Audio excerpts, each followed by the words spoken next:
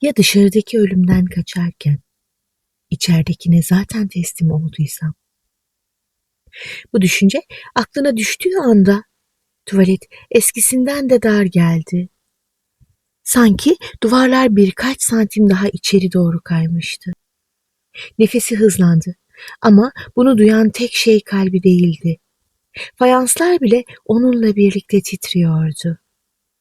Teslim oldun, dedi ses. Bu kez lavabonun altından değil, kafasının tam içinden geliyordu. Farkında bile olmadan, çoktan. Adam gözlerini kapadı. 3 gün önceki ilk anı hatırlamaya çalıştı. Eve nasıl geldiğini, o notu ilk gördüğünde ne hissettiğini, kapı kolunu ilk çevirdiğinde ne olduğunu. Ama görüntüler kopuk kopuk gelip gidiyordu. Sanki birisi hafızasını montajlamış, gereksiz bulduğu yerleri kesip atmıştı. Kapıyı araladığı o ilk anı tekrar düşündü. Uğultu, karanlık, nefesini tutan apartman. Peki ya o an gerçekten kapıyı kapatan kendisi miydi? Yoksa biri ya da bir şey onun yerine çoktan kararı vermiş miydi? Gözlerini açtığında aynayı gördü. Aynadaki yüzü ona ait gibiydi ama hafif bir gecikmeyle hareket ediyordu. Kaşlarını çatıp yana doğru eğildi. Yansıması da aynısını yaptı ama bir nefes sonra. Teslim oldun, dedi ses tekrar. Bu kez aynadaki dudaklar da aynı kelimeyi şekillendirdi. Kendi sesi kendi yüzünden yankılanıyordu. Adam tuvaletin kapısını aralayıp bir kez daha dışarı baktığını hayal etti. Koridorda hala kimse yoktu. Duvarlar sessiz, ışık solgundu. Ama ilk hikayedeki o anı hatırladığında önemli bir detayı fark etti. Kapıyı açtığında içerideki bedeni görmeden önce koridorda bir gölge kıpırdamıştı. Kendi boyuna, kendi yürüyüşüne benzeyen bir gölge.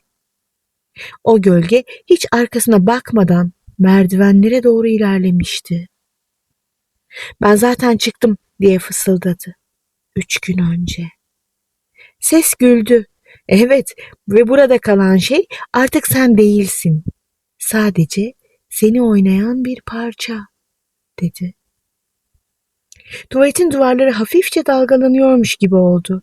Fayansların aralarında ince çatlaklar belirdi. Çatlakların içi zifiri karanlıktı. Adam duvara dokundu, parmaklarının arasından, duvarın içinden bir şey akıp geçti. Soğuk, ince bir gölge. Ve dehşetle şunu anladı. Dışarıdaki o adam şu an işine gidiyor, insanlarla konuşuyor, normal hayatına devam ediyordu.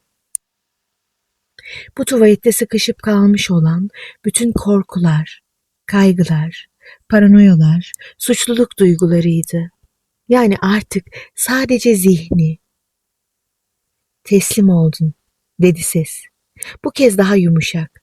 Çünkü kaçmayı seçtin. Bedenin hayatta kalmak için beni dışarıya taşıdı. Sen burada kaldın. Adam bir anda fark etti ki 3 gündür tuvaletten hiç çıkmadığını sanıyordu. Oysa gerçek tam tersiydi. 3 gündür tuvalete hiç girmemiş olan, dışarıda dolaşan o normal adama dönüşmüştü. Burada, bu dar mekanda sıkışıp kalan ise hiçbir zaman ışığa alışamayan tarafıydı. Ayna bir anlığına karardı. Sonra aynanın içinde kendisine benzeyen ikinci bir yüz daha belirdi.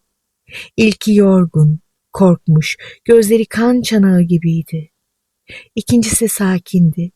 Dudaklarının kenarında belli belirsiz bir tebessüm vardı. Sence, dedi ikinci yüz, dışarıdaki ben seni özleyecek mi? Adam cevap veremedi. Çünkü soru aslında çoktan cevaplanmıştı. Dışarıda dolaşan normal adam 3 gündür eskisinden daha rahattı. Daha az düşünüyor, daha az konuşuyor, daha az pişmanlık hissediyordu.